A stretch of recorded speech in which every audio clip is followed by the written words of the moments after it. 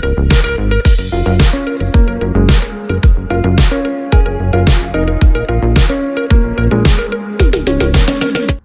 તારીખ 10/8/2024 રાજકોટમાં યોજાયો કાર્યક્રમ। આગામી સ્વતંત્ર દિવસના ઉપલક્ષ્યમાં માનનીય વડાપ્રધાન શ્રી નરેન્દ્રભાઈ મોદીએ હર ઘર તિરંગા અભિયાનનો શુભારંભ કરાવ્યો છે, જે હેઠળ આજે રાજકોટમાં માનનીય કેન્દ્રીય આરોગ્ય મંત્રી અને ભાજપના રાષ્ટ્રીય અધ્યક્ષ શ્રી જેપી નડ્ડા તથા માનનીય કેન્દ્રીય જળશક્તિ મંત્રી અને ભાજપના પ્રદેશ અધ્યક્ષ શ્રી CR પાટીલ સહિત મહાનુભાવોની વિશેષ ઉપસ્થિતિમાં આયોજિત તિરંગા યાત્રામાં સહભાગી થવાનો અવસર ખૂબ જ ઉર્જાપૂર્વક બની રહ્યો।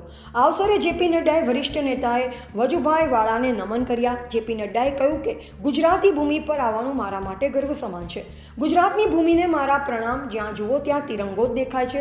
આઝાદ ભારતના નિર્માણમાં ગુજરાતનું મોટું યોગદાન છે। ગુજરાતમાં સંતો અને વીરોની ભૂમિ છે। દેશ ક્યારે મહાત્મા ગાંધીના યોગદાનને ભૂલી ન શકે। દેશના નિર્માણમાં સરદાર પટેલનું મહત્વનું પર્દાપણ છે। સરદાર પટેલ દેશને કેવો કર્યો, PM નરેન્દ્રભાઈ પણ ગુજરાતના તે ગર્વની વાત છે। ભારત વિકાસમાં ગુજરાતની ભૂમિકા મહત્વની। તેમણે વધુમાં કહ્યું કે સુરત, વડોદરા, અમદાવાદ તિરંગા યાત્રા નીકળશે। 15 ઓગસ્ટ સુધી હર ઘર તિરંગા અભિયાન ચાલશે। રાજકોટમાં યોજાયેલ તિરંગા યાત્રામાં મુખ્યમંત્રી શ્રી ભૂપેન્દ્રભાઈ પટેલ પણ હાજર રહ્યા હતા। આ પ્રસંગે તેમણે કરેલ સંબોધનમાં કહ્યું કે તિરંગો લોકોને સાથે લાવે છે। હર ઘર તિરંગા અભિયાન PM પ્રેરણા છે। PM અને અમિત શાહ દેશને આગળ ધપાવી રહ્યા છે। મુખ્યમંત્રી શ્રી ભૂપેન્દ્રભાઈ પટેલ રાજકોટ તિરંગા યાત્રામાં જોડાયા હતા।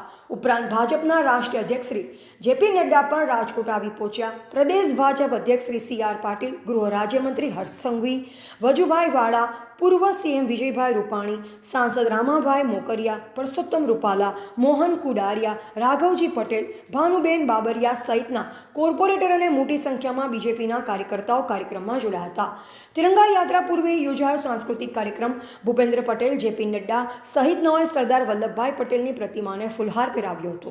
બહુમાળી ચોક ખાતેથી યાત્રા શરૂ થઈ રેસકોર્સ, રિંગ રોડ થઈ મહાત્મા ગાંધીજીની પ્રતિમા પૂર્ણ થશે। તિરંગા યાત્રાને રૂટ પર દેશભક્તિનો માહોલ છવાયો।